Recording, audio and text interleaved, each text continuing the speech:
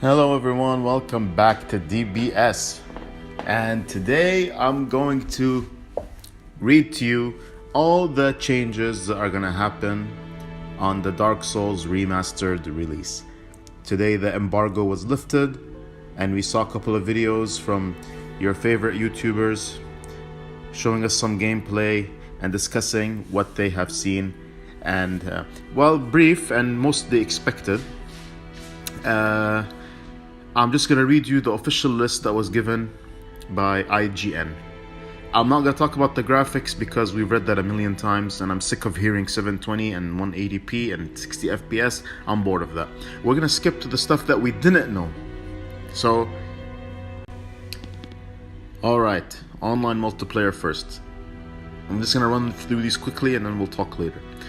Maximum number of players has increased from 4 to 6. The dried finger item will be needed to play with 6 players. The dried finger has been moved from the painted world of Ariamis to the Undead Burg Merchant to be obtained earlier in the game.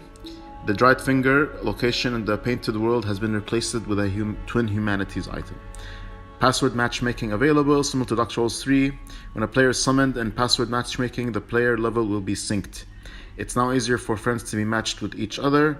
When the guest player's character level and weapon is higher than that of the host, the level will be adjusted accordingly. Healing items will not be available during PvP with the exception of Estus flasks. To prevent long and drawn out battles, the number of Estus flasks is halved for phantoms. When a player defeats an invading phantom, their Estus is restored. Players can turn on off the global matchmaking. Players can now prevent matched red phantoms from seeing their white sign soapstone sign. Players can no longer summon ally phantoms consecutively when in combat with enemy phantoms. In online play, players who are outside of the host parameter range will not be matched with each other. The players can still be matched via password matchmaking. Goddamn cat. Next up for Arena, 3v3 and 6-player deathmatch has been added. Arena battles can also use password matchmaking. Respawn points will be random. And everything else, players can select the number of usable items, such as concealable souls or covenant items, to use instead of one at a time, as an original game. The number of languages has been increased to the number found in Dark Souls 3. A bonfire has been added next to Vamos the blacksmith. Covenants can be switched at bonfires. Button configuration is now available.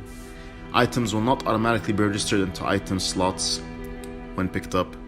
When the up or down directional pad button is held down, the first item equipped will be selected. The online network has been changed from P2P to dedicated servers. And blah blah blah. So there you have all the changes. So now you know what you're going into. From the preview videos that I've seen from Sunlight Blade, Vati, and all these other guys, Silvermon, whatever, it's been very clear that it's basically just like I've said in the past, and just like everyone was speculating, it is a direct port of the original release with some updated quality of life changes, which I am happy to see, such as popping multiple soul items in one time, or humanities, or offering multiple covenant items at one time, adding a bonfire to the blacksmith Vamos. That's something that I wasn't expecting to happen, and that's a good thing because I always hated going back there. One of the main reasons I never made fire weapons. The dried finger being available earlier, which is great. Those kind of stuff are good. In Sunlight Blade's video, we can see that he did do the reverse roll. So that is still in there. So the potential of other things such as toggle escaping and dead angling, it's very possible that these will still remain in the game. Something I really noticed that kind of caught my attention here regarding the matchmaking online is that, again, weapon matchmaking seems to be a thing. And the second of all, that it seems humanity items will no longer be usable in PvP.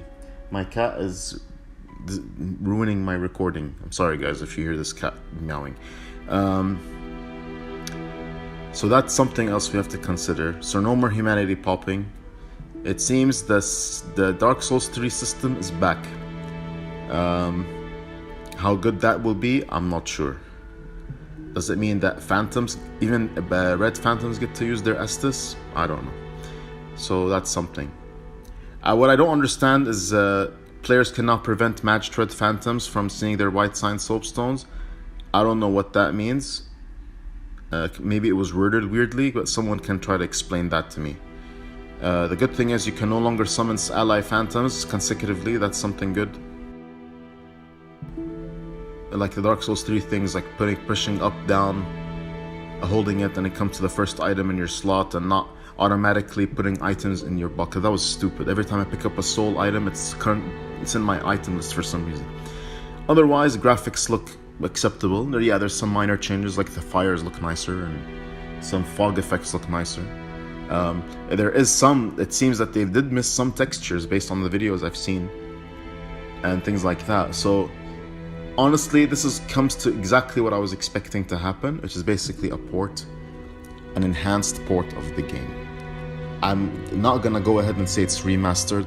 It's just, and it is a remaster technically, but I mean, it seems like they haven't put so much work into it.